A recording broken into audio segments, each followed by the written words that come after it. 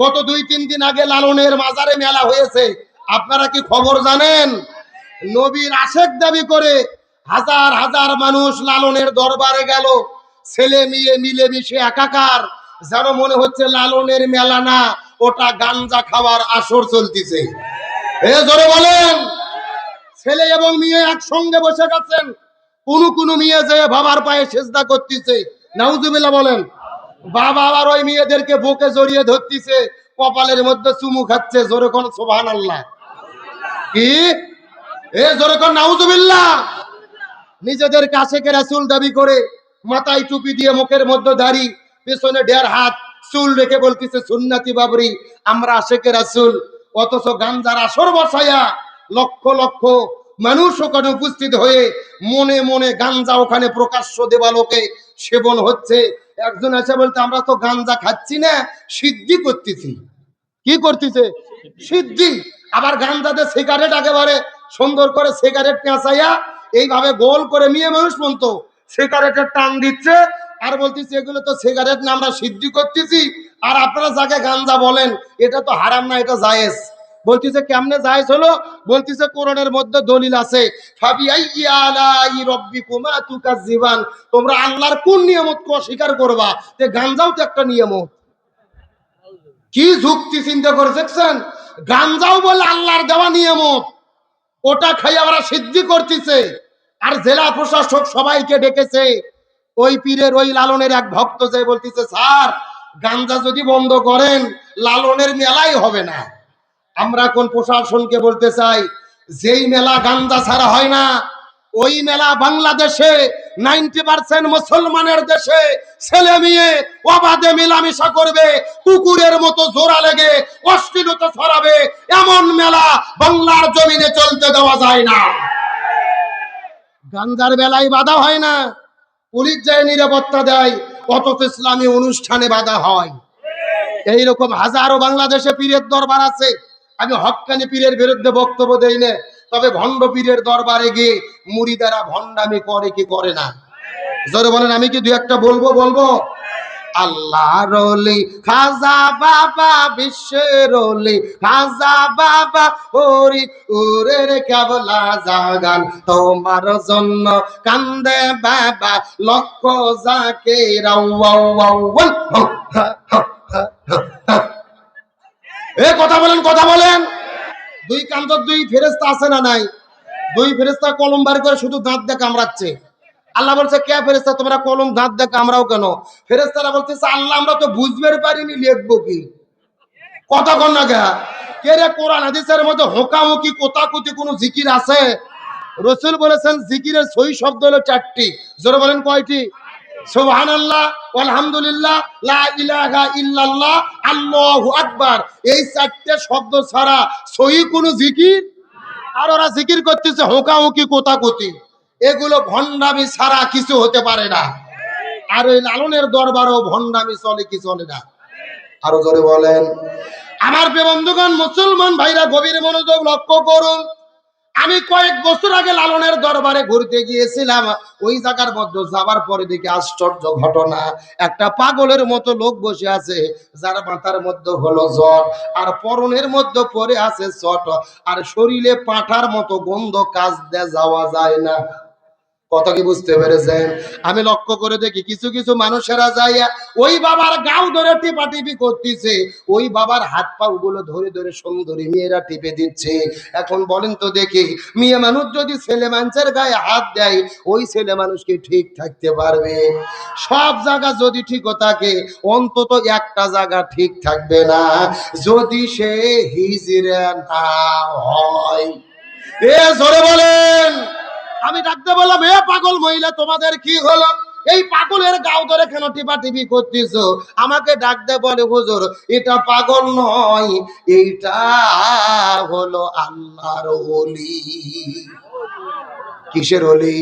এই কথিত আল্লাহর ওলিকে পরীক্ষা করে দেখার দরকার আছে না নাই? আমি কিছুক্ষণ করে লক্ষ্য করে দেখলাম, এই কথিত আল্লাহর ওলি পেশাব করার জন্য চলে গেল, আমিও তার পিছনে পিছনে গেলাম। যাওয়ার পরে লক্ষ্য করে দেখি বাবা পেশাব করেছে, কিন্তু পেশাব করার পরে পানি ব্যবহার করে। আমি দৃশ্যটা দেখার পর আস্তে করে বাবার কাছে চলে গেলাম। এ কথিত আল্লাহর হলে আপনি পেশাব করলেন, কিন্তু পানি কেন ব্যবহার করলেন না জানতে চাই। আমাকে ডাকতে বলে, হুজুর আপনি শরীয়তের হুজুর, মারেফত বুঝবেন না। আমি বলে শরীয়তের হুজুর, মারেফত বুঝবো না। আমি ডাকতে বললাম, হে কথিত আল্লাহর ওলি, আপনি বুঝে দিলেই তো বুঝবার পারবো, দয়া করে বলেন আপনি কেন পানি ব্যবহার করলেন না জানতে চাই। আমাকে ডাকতে বলে, হুজুর আপনি কি জানেন এই পানি কোন পানি? আমি বললাম, এই পানি কোন পানি? বলে নবীর নাতি ইমাম হোসাইন ওই কারবালার প্রান্তরে পানি পানি বলে চিৎকার করে শহীদ হয়ে গেছে। একটা ফোঁটা পানি নবীর নাতিকে দেওয়া হয় নাই। নবীর নাতি ইমাম হোসাইন পানি ব্যাগরে জমিন থেকে বিদায় নিয়ে চলে গেল। আমি ওই পানি আমার এই জায়গায় ঠেকাবো না। কথা কি বুঝতে পেরেছেন?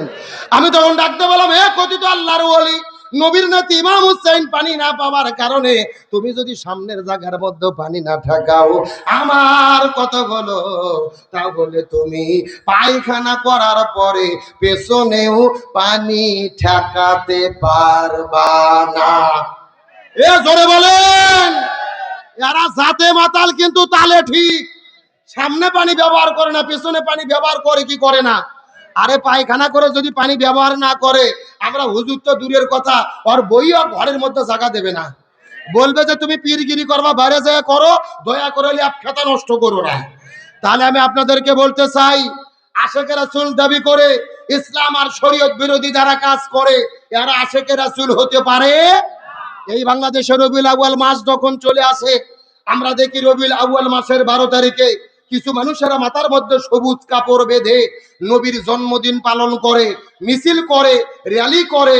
অথচ ওই নবীর বিরুদ্ধে নাস্তিক মুরতাদ বেঈমানেরা যখন কথা বলে, এদেরকে আর খুঁজে পাওয়া যায় না। তাহলে বলেন তারা কি আসলে আশেকে রাসূল না আশেকে খিচুড়ি? এরা আশেকে হালুয়া রুটি খাওয়া আছে যেই দিন, নবীর নামে মিছিল করে সেই দিন, আর সারা বছর খুঁজে পাওয়া যায় না। এরা প্রকৃত আশেকে রাসূল নয়। প্রকৃত আশেকে রাসূল হলো তারা যারা রাসূলকে সারা জীবন পূর্ণ অনুসরণ করে। তাহলে চিৎকার করে বলেন, রাসূলকে অনুসরণ করা কি? আরো জোরে বলেন। আমার প্রিয় বন্ধুগণ, মুসলমান ভাইরা গভীর মনোযোগ লক্ষ্য করুন। আমার নবীজির জীবনকে অনুসরণ করে আল্লাহ তাআলা ফরজ করে দিলেন। এই সম্পর্কে আমার আল্লাহ তাআলা চমৎকার করে কোরআনের মধ্যে বলেন, ওয়ামা আতাকুমুর রাসূলু ফাখুযুহু ওয়ামা নাহাকুম আনহু ফান্তাহু। সূরা হাসর 28 নম্বর পারার 7 নম্বর পৃষ্ঠার 9 নম্বর লাইন, 7 নম্বর আয়াতে কারিমা। তাফসীর ইবনে কাসিরের মধ্য থেকে বলতেছি, আল্লাহ তাআলা ডাক দিয়ে বলেন, এ পৃথিবীর মানুষেরা, তোমরা যদি এই দুনিয়ার মধ্যে শান্তি পেতে চাও আর আখিরাতের মধ্যে মুক্তি পেতে চাও, ওমা আতাকুমুর রাসূলু ফাকুযু, নবী যেটা করেছেন সেটা তোমাদের করতে হবে। ওমা নাহাকুম আনহু ফান্তাহু, নবী যেটা করে নাই, যেটা করতে নিষেধ করেছেন সেটা থেকে তোমাদের দূরে থাকতে হবে। তার মানে বোঝা গেল, আমার নবী পুরো জীবনের ভেতরে যা যা করেছে আমাদেরকেও তাই তাই করতে হবে। আর নবী যেটা করে নাই আমাদের সেটা করা যাবে না। চিৎকার করে বলেন তো দেখি, হুকুম কার? আরো জোরে। এ যশোরে মুসলমান গভীর মনোযোগ। এই ছেলে, ক্যামেরার পিছে কিসের গল্প? আপনার ক্যামেরা লাগাইছে, বসেন দেখি। আমার প্রিয় বন্ধুগণ, মুসলমান ভাইরা গভীর মনোযোগ লক্ষ্য করেন। নবী পুরো জীবনের মধ্যে কি কি করেছে আর আমাদের জন্য কি কি করা দরকার, এই বিষয়টা বোঝানোর পর আপনাদের মধ্য থেকে বিদায় নিয়ে চলে যাওয়ার চেষ্টা করব। কথাগুলো সুন্দর করে বোঝার চেষ্টা করবেন। আমার নবী মক্কার মধ্য থেকে ওই মদিনায় হিজরত করে চলে গেলেন। ওই মদিনায় যাওয়ার পরে মদিনার ভেতরে মদিনা নামক একটা রাষ্ট্র গঠন করলেন। আর আমার নবী হলো ওই মদিনা নামক রাষ্ট্রের রাষ্ট্রপতি। আমার নবী ছিল রাষ্ট্রপতি। জোরে বলেন, আমার নবী কি ছিল? কে রে নবী রাষ্ট্রপতি ছিল বলতে ভয় লাগে, লজ্জা লাগে? যারা চাপা খুলবে না মনে করবেন এদের মধ্যে ভেজাল আছে। এই আমার নবী ছিল রাষ্ট্রপতি, জোরে বলেন আমার নবী কি ছিল, আরো জোরে। এখন আমি আপনাদেরকে জিজ্ঞাসা করি, বলেন তো আমার নবী যদি রাষ্ট্রপতি থেকে থাকে, আমাদেরকে হুজুরদেরকেও রাষ্ট্রপতি হওয়ার দরকার আছে না নাই? এই ওয়াজ করলেই বিপদ।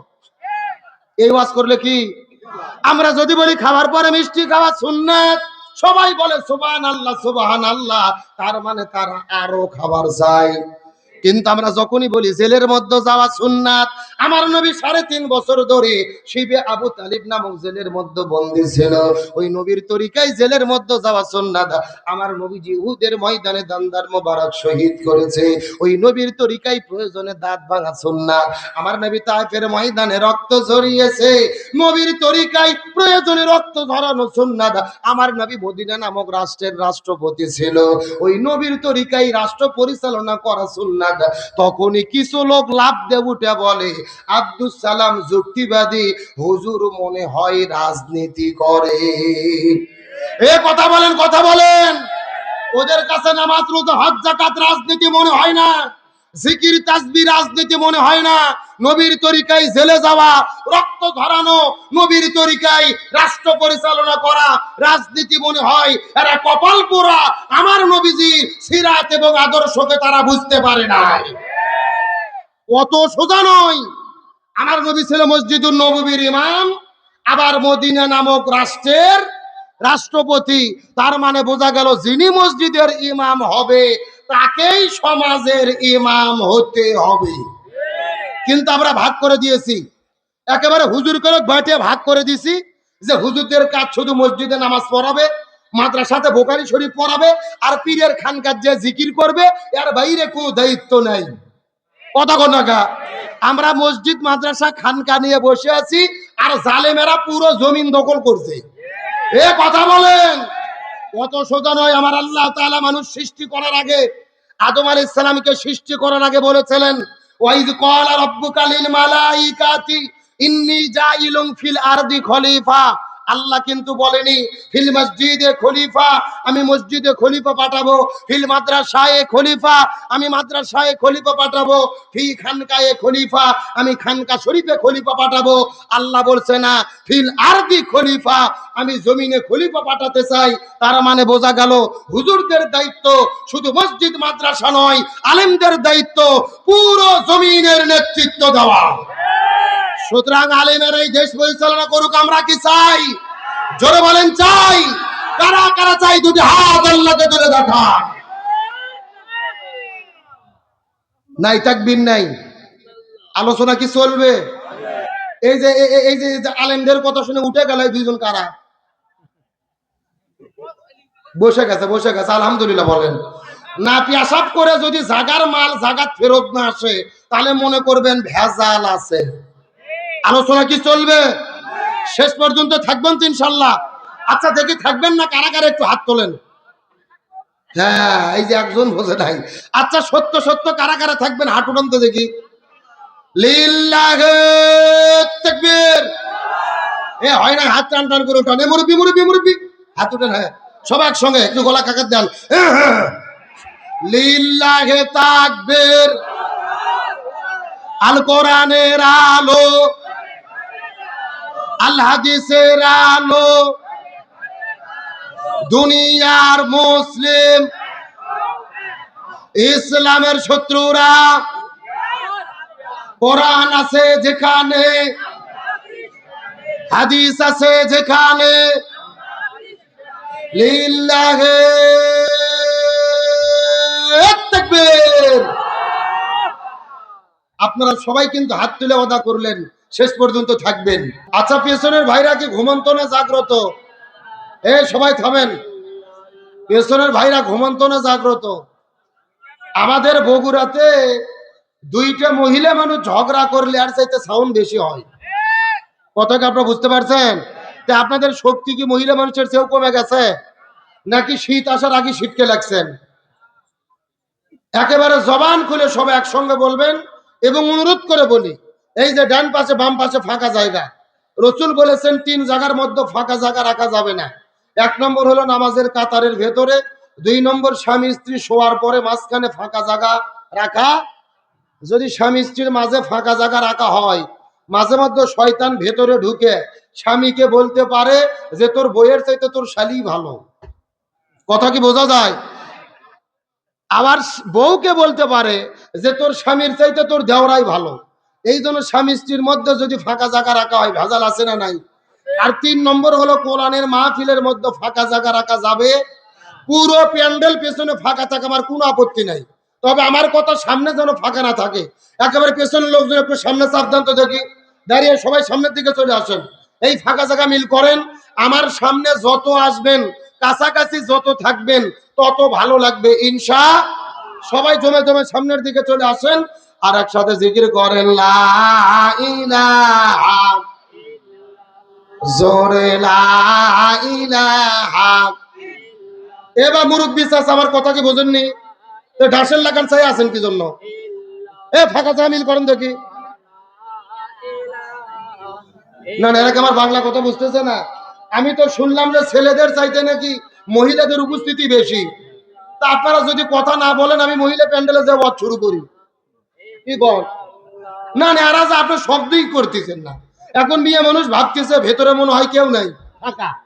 আপনারা যে আছেন ওদেরকে বোঝানোর দরকার আছে না নাই? একটু জবান খুলে একসাথে জিকির করেন লা ইলাহা, জোরে লা ইলাহা। চাঁদ সূরজার গ্রহ তারা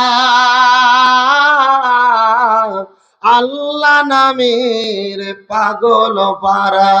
চাঁদ সূরজার গ্রহ তারা আল্লাহ নামের পাগল পারা। আমার আল্লাহ নামের এতই দয়া, আল্লাহ নামের তুই মায়া লুকিয়ে রেখেছেন হে আল্লাহ। লা ইলাহা, জোরে লা ইলাহা, লা ইলাহা ইল্লাল্লাহু মুহাম্মাদুর রাসূলুল্লাহ। মালিক ভাইয়ের মা, সাইদ ভাইয়ের মা, সাব্বির ভাইয়ের মা, শিপন ভাইয়ের মা, তোমরা বড়ই ভাগ্যবতী, আনলে দাঁড়াই দিনের জ্যোতি। সালাম জানাই তোমায় ফেরেশতা, সালাম জানাই তোমায় ফেরেশতা। মালিক ভাইয়ের মা, সাবির ভাইয়ের মা, সাইদ ভাইয়ের মা, মুগ্ধ ভাইয়ের মা, তোমরা বড়ই ভাগ্যবতী, আনলে ধরাই দিনের জ্যোতি। সালাম জানাই তোমায় ফেরেশতা, সালাম জানাই তোমায় ফেরেশতা। আলহামদুলিল্লাহ, পৃথিবীর মানচিত্রে প্রায় 2 শতাধিক স্বাধীন দেশের মধ্যে মুসলিম সংখ্যা গরিষ্ঠ দ্বিতীয় বৃহত্তম বাংলাদেশের ঐতিহ্যবাহী যশোর জেলার অন্তর্গত ঝিকরগাছা থানায় শিমুলিয়া আজমপুর মাঝের পাড়া নতুন মাদ্রাসার উদ্যোগে আয়োজিত 12তম বার্ষিক ঐতিহাসিক তাফসীরুল কোরআন মাহফিল। আজকের মাহফিলের সম্মানিত সুযোগ্য সভাপতি, মহান আল্লাহ তাআলা যাকে সম্মানিত সভাপতির আসনে কবুল করেছেন, মাঝের পাড়া জামে মসজিদের সম্মানিত সভাপতি, এলাকার সর্বজন শ্রদ্ধাভাজন ব্যক্তিত্ব জনাব মোহাম্মদ ইসরাফিল হোসেন সাহেব, আমরা সম্মানিত সভাপতির জন্য দোয়া করি আল্লাহ তাআলা তাকে হায়াতি তাইয়্যিবা সিয়াদি কুল্লিয়া দান করুক, সকলে পড়ি আমিন। আজকের প্রোগ্রামের সম্মানিত প্রধান আকর্ষণ বিশিষ্ট ইসলামী চিন্তাবিদ, ইসলামী সঙ্গীত শিল্পী, ঠিকানা কালচারাল ফাউন্ডেশনের সম্মানিত সুযোগ্য চেয়ারম্যান, আপনার এলাকার কৃতি সন্তান, সারা বাংলাদেশ এবং আন্তর্জাতিক পর্যায়ে যিনি পরিচিত মুখ, আমার শ্রদ্ধাভাজন প্রিয় ভালোবাসার ভাই জনাব কবির বিন সামাদ। আমরা প্রিয় ভাইয়ের জন্য দোয়া করি আল্লাহ তাআলা তার সম্মান ইজ্জত এবং মর্যাদা আরো বৃদ্ধি করে দিক, বলেন আমিন। এবং তার বাবা মৌলানা আব্দুস সামাদ সাহেব জমিন থেকে বিদায় নিয়ে চলে গেছেন, আল্লাহ তাআলা তার বাবার কবরকে জান্নাতের টুকরা বানিয়ে দিক, বলেন আমিন। আজকের প্রোগ্রাম ইসলামী সঙ্গীত পরিবেশন করেছেন আমাদের স্নেহের ছোট ভাই রকি মারুফ হোসেন সহ যারা যারা উপস্থাপনা সহ দায়িত্ব পালন করেছেন, সার্বিক সহযোগিতায় যারা রয়েছেন, আল্লাহ তাআলা সকলকেই কবুল করুক, বলেন আমিন। সকলের প্রতি শ্রী মোতাবেক শুভেচ্ছা জ্ঞাপন করে এই মুহূর্তে জানতে চাচ্ছি, যশোরবাসী আপনারা সকলে কেমন আছেন? আলহামদুলিল্লাহি রাব্বিল। যে আল্লাহ তাআলা দয়া করে, মায়া করে, মহব্বত করে আরবের ঘুম থেকে পৃথক করে কোরআনের মহব্বতে জান্নাতের বাগানে আসার এবং বসার মতো তৌফিক দান করলেন, সে আল্লাহর প্রতি আপনারা খুশি না বেজার? কম না বেশি?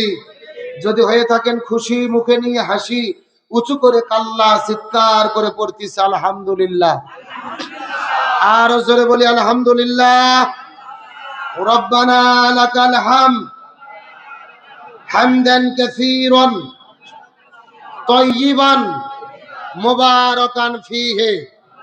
চিৎকার করে বলি আল্লাহু আকবার। আর জোরে বলি আল্লাহু আকবার। চিৎকার করে বলেন আমরা কিসের মাহফিলে এসেছি? কত হবে কি থেকে? আল্লাহ তাআলা পবিত্র কোরআনুল কারীমের মধ্যে বলেন, ফাযাক্কির বিল কোরআনি মান ইয়াখাফু ওয়াঈদ। হে রাসূল, আপনি মানুষদেরকে কোরআন দিয়ে ডাকেন, কোরআন দিয়ে আলোচনা করেন, কোরআন দিয়ে ওয়াজ করেন, কোরআন দিয়ে ব্যাখ্যা করেন। যদি তাদের অন্তরে আমি আল্লাহ আমার ভয় থাকে, তাহলে তারা হেদায়েত প্রাপ্ত হবে, সঠিক পথের দিশা পাবে, বলেন সুবহানাল্লাহ। রাসূল হাদিস শরীফের মধ্যে বলেন, মান ক্বালা বিহি সাদাকা। কোরআন দিয়ে যারা কথা বলে তারা সত্য কথা বলে। ওমান আমিলা বিহি উজিরা। কোরআন দিয়ে যারা আমল করবেন, আমি আল্লাহ তাআলা তাদের নিজে হাতে পুরস্কার দান করব। ওমান হাকামা বিহি আদিলা। কোরআন দিয়ে যারা বিচার করে, একমাত্র তারাই ন্যায় বিচার করে। ওমান দাআ ইলাইহি হাদা ফাকাদ হুদিয়া ইলা সিরাতিম মুস্তাকিম। কোরআন দিয়ে যারা মানুষদেরকে ডাকে এবং এই ডাকে যারা সাড়া দেয়, আল্লাহ তাআলা উভয়কে সিরাতুল মুস্তাকিমের পথে পরিচালিত করে। আরেকটু জোরে বলেন। তবে কোরআনের মাহফিলে এসেছি, সর্বপ্রথমে ভূমিকায় আমাদের জানতে হবে এই কোরআনের হক হলো চারটি। চিৎকার করে বলেন কয়টি? এক নম্বর কোরআন পড়তে হবে, দুই নম্বর কোরআন বুঝতে হবে, তিন নম্বর কোরআন নিজে আমল করতে হবে, আর চার নম্বর কোরআনের বিধান জমিনে বাস্তবায়ন করতে হবে। গভীর মনোযোগ লক্ষ্য করুন। কোরআনের চারটি হক যদি আপনি আদায় করতে যান, কোরআন পড়লে কোনো বিপদ হবে না, কোরআন আপনি বুঝলে কোনো বিপদ হবে না, কোরআন নিজে মানলে কোনো বিপদ হবে না। কিন্তু যখনই কোরআন বিধান জমিনে কায়েম করতে যাবেন, তখনই আপনাদেরকে বিপদের মধ্যে পড়তে হবে। যদি বলেন প্রমাণ, আমাদের ইমাম, বড় ইমাম, ইমাম আবু হানিফা রাহমাতুল্লাহ আলাইহি যতদিন কোরআন পড়েছে তার কোনো বিপদ ছিল না, কোরআন বুঝেছে তার কোনো বিপদ ছিল না, নিজে আমল করেছে তার কোনো বিপদ ছিল না। যখন ইমাম আবু হানিফা রাহমাতুল্লাহ আলাইহি ওই কোরআনের বিচার জমিনে ফায়সালা করতে গিয়েছে, তখনই তাকে 3 বছর জেলে বন্দী থাকতে হয়েছে। আমাদের বিশ্বনবী মুহাম্মদ রাসূলুল্লাহ সাল্লাল্লাহু আলাইহি ওয়াসাল্লাম যতদিন কোরআন পড়েছে তার কোনো বিপদ ছিল না, যতদিন তিনি কোরআন বুঝেছে তার কোনো বিপদ ছিল না, যতদিন নবী কোরআন নিজে মেনেছে তখন রাসূলের বিপদ ছিল না। যখন আমার নবী ঘোষণা করেছেন জমিন যার, আইন চলবে তার, এই কোরআনের রাষ্ট্র কায়েম করতে হবে, তখন আমার নবীজিকে 3.5 বছর জেলে বন্দী করে রাখা হয়েছে। উহুদের ময়দানে দন্দন মোবারক শহীদ করেছে, তাইফের ময়দানে রক্ত ঝরেছে, 1 নয় 2 নয় 27 বার হত্যার টার্গেটের শিকার হয়েছে। এই বাংলাদেশ শুধু নয়, তামাম পৃথিবীতে পরিচিত মুখ কোরআনের পাখি শহীদ আল্লামা দেলোয়ার হোসেন সাইদি যতদিন কোরআন পড়েছে তার কোনো বিপদ ছিল না, কোরআন বুঝেছে তার কোনো বিপদ ছিল না, কোরআন নিজে মেনেছে তার কোনো বিপদ ছিল না। যখন আল্লামা সাইদি পার্লামেন্টে গিয়ে ঘোষণা করেছে জমিন যার, আইন চলবে তার, এই কোরআন শুধু পড়ার জন্য আসেনি, এই কোরআন শুধু বোঝার জন্য আসে নাই, এই কোরআনকে বাংলাদেশ পরিচালিত করতে হবে, তখন আল্লামা সাইদিকে 13 বছর জেলে বন্দী রেখে হসপিটালে ভর্তি করে ইনজেকশনের শিরিষে বিষ ঢুকায়া আল্লামা সাইদিকে পরিকল্পিতভাবে হত্যা করা হয়েছে।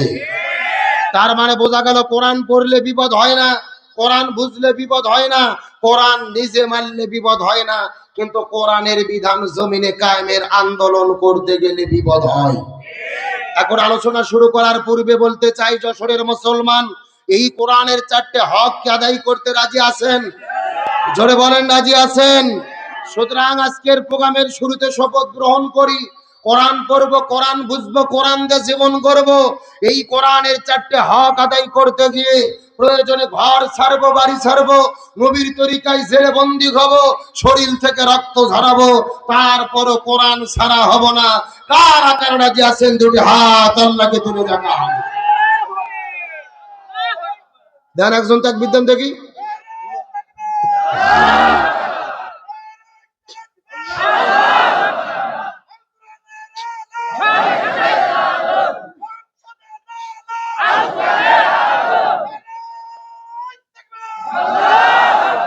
আল্লাহ তাআলা কবুল করুক, বলেন আমিন। তবে এখনো আল্লাহর নামের তাকবীরের সময় জবান অনেকেই খোলেনি। দেখা যাক শেষ পর্যন্ত কি হয়, কি মনে করেন? দরুদ ও সালাম পড়ি সেই বিশ্ব মানবতার মুক্তির দূত মুহাম্মদ রাসূলুল্লাহ সাল্লাল্লাহু আলাইহি ওয়াসাল্লামের প্রতি, যে রাসূলের জীবন এবং সিরাত মানা আল্লাহ তাআলা আমাদের জন্য ফরজ করে দিয়েছেন। সুবহানাল্লাহ বলেন। রাসূলের সিরাত মানা আমাদের জন্য কি? একেবারে ভূমিকা ছাড়াই ডাইরেক্ট আলোচনা। বাংলাদেশের 90% মুসলমান, অধিকাংশ মানুষের ধারণা রাসূলের জীবন মানা হলো সুন্নাত। রাসূলের জীবন মানা কি? অর্ধেক লোক উত্তর দিলেন, অর্ধেক লোক দিলেন না। সম্পূর্ণ কোরআন বিরোধী বক্তব্য যে রাসূলের জীবন মানা সুন্নাত, এটা ভুয়া কথা। রাসূলের জীবন এবং আদর্শ মেনে চলাকে ফরজ করেছেন কে? তাহলে সকলে চিৎকার করে বলবেন, রাসূলের সিরাত মানা কি? রাসূলের আদর্শ মানা কি? এখন ফরজ কি আব্দুল সালাম যুক্তিবাদীর কথাই হবে? সভাপতির কথাই হবে? ফরজ হতে গেলে হুকুম লাগবে কার? আরো জোরে বলেন। আমার প্রিয় বন্ধুগণ, মুসলমান ভাইরা গভীর মনোযোগ লক্ষ্য করুন। কোনো দিকে নজর নাই, কোনো দিকে তাকাতাকি নাই। কোরআন হাদিসের আলোকে চুম্বক কিছু কথা বলার পরে বিদায় নিয়ে চলে যাওয়ার চেষ্টা করব।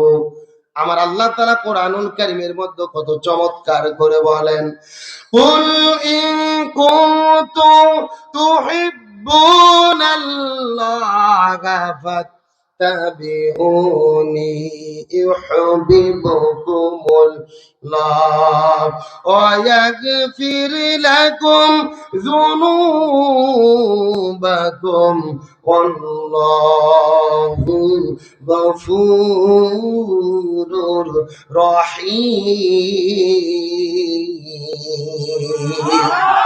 আরো জোরে বলেন দিকে আল্লাহু আকবার। সূরা আল ইমরান 3 নম্বর পারার 13 নম্বর পৃষ্ঠার 4 নম্বর লাইন 4th নম্বর উপর 31 নম্বর আয়াতে কারিমা। তাফসীর ইবনে কাসির, তাফসীরে কাবির, তাফসীরে কুরতুবী, তাফসীরে মুনির, তাফসীরে মারিফুল কোরআন, তাফসীরে খাজিন, তাফসীরে তাবারি, তাফসীরে ফি জিলালিল কোরআন, তাফসীরে তাফহিমুল কোরআন, এই আয়াতের উপর ভিত্তি করে এক নয় দুই নয় অন্তত 10টা তাফসীর গ্রন্থ আমি দেখেছি। এই আয়াতের মধ্যে আল্লাহ তাআলা এত পরিমাণ কথা বলেছেন। এই আয়াতের উপর ভিত্তি করে বর্তমান প্রেক্ষাপটকে মিল করে যদি আলোচনা শুরু করা হয়, আলোচনা চলতে চলতে দিনের পর দিন চলে যাবে, মাসের পরে মাস চলে যাবে, তারপরও আলোচনা শেষ হবে না। জোরে বলা যাবে কি মারহাবা। এই যশোরের মুসলমান গভীর মনোযোগ লক্ষ্য করুন। এই আয়াতের মধ্যে আল্লাহ সর্বপ্রথম ডাক দিয়ে বললেন, কুল, হে রাসূল আপনি বলে দেন, तमाम পৃথিবীর মানুষদেরকে জানায়া দেন, ইন কুনতুম তুহিব্বুনাল্লাহ, মানুষেরা যদি আমি আল্লাহ আমার ভালোবাসা পেতে চাই, আমি আল্লাহ আমার সান্নিধ্য লাভ করতে চাই, এখন আমি আপনাদের জিজ্ঞাসা করি, বলেন তো আমরা আল্লাহর ভালোবাসা চাই কি চাই না? আল্লাহর সন্তুষ্ট চাই কি চাই না? কারা কারা আল্লাহর ভালোবাসা চাই দুটি হাত তুলে দেখান। লিল্লাহি তাকবীর। এ যশোর ঝেকরগাছার মুসলমান গভীর মনোযোগ। আল্লাহ তাআলা ডাক দিয়ে বলেন, ইয়া রাসূলুল্লাহ, तमाम পৃথিবীর মানুষদেরকে জানায়া দেন, মানুষেরা যদি আমি আল্লাহ আমার ভালোবাসা পেতে চাই, সান্নিধ্য লাভ করতে চাই, तमाम পৃথিবীর মানুষদেরকে জানাই দেন, আমি আল্লাহ যদি আমার ভালোবাসা পেতে চাই, আপনার বান্দাদেরকে কাজ করতে হবে একটি। চিৎকার করে বলেন কয়টি? আপনার উম্মতদেরকে আমল করতে হবে একটি, আর সেই কাজ হলো ফাত্তাবিউনি। আপনার উম্মতেরা যেন আপনি নবী আপনাকে অনুসরণ করে। সুবহানাল্লাহ বলেন। আপনাকে কি করে? এ ভালো করে বোঝেন, আলোচনার মেইন টপিক। এই বাংলাদেশের বহু হুজুরের মুখে এই আয়াতের আলোচনা আপনারা শুনেছেন। যশোর জেলার অনেক হুজুর ওয়াজ করেছে যে তাহলে তারা যেন আপনি নবী আপনাকে ভালোবাসে, এরকম আলোচনা শুনেছেন না? ভালো করে বোঝেন। আমরা অবশ্যই নবীকে ভালোবাসবো। নবীকে ভালোবাসা হলো ইমানের অংশ। তার কারণ রাসূল বলেন, লা ইউমিনু আহাদুকুম হাত্তা আকুনা হাব্বা ইলাইহি মিন ওয়ালিদিহি ওয়া ওয়ালাদিহি ওয়ান নাসি আজমাইন। ওই ব্যক্তি প্রকৃতপক্ষে ইমানদার হতে পারবে না যে ব্যক্তি নিজের জীবনের চেয়ে, স্ত্রী সন্তান সম্পদের চেয়ে নবীকে বেশি ভালোবাসতে না পারবে। সুবহানাল্লাহ বলেন। আমরা অবশ্যই নবীকে ভালোবাসবো, কিন্তু এই আয়াতের দাবি হলো শুধু ভালোবাসলে হবে না, ফাত্তাবিউনি, ভালোবাসার পাশাপাশি নবীকে অনুসরণ করতে হবে। জোরে বলেন কি করতে হবে? তার কারণ বাংলাদেশের যে পরিবেশ চলতেছে খুবই স্লো। একদম স্লো করে অ্যাঙ্গেল করে দাও, এখানে রাখো, ডাইরেক্ট আমার গায়ে নয়, পায়ে অ্যাঙ্গেল করে দাও এখানে থেকে, আস্তে। গভীর মনোযোগ ভালো করে বোঝার চেষ্টা করেন। এই বাংলাদেশের 90% মুসলমান, নবীকে ভালোবাসার লোকের অভাব নাই, কিন্তু নবীর আদর্শকে অনুসরণ করার লোকের বড় অভাব। এই যে আপনাদের যশোরের পাশে কুষ্টিয়া নামে জেলা আছে না নাই? অনেকে নিজেদেরকে আশেকে রাসূল দাবি করে,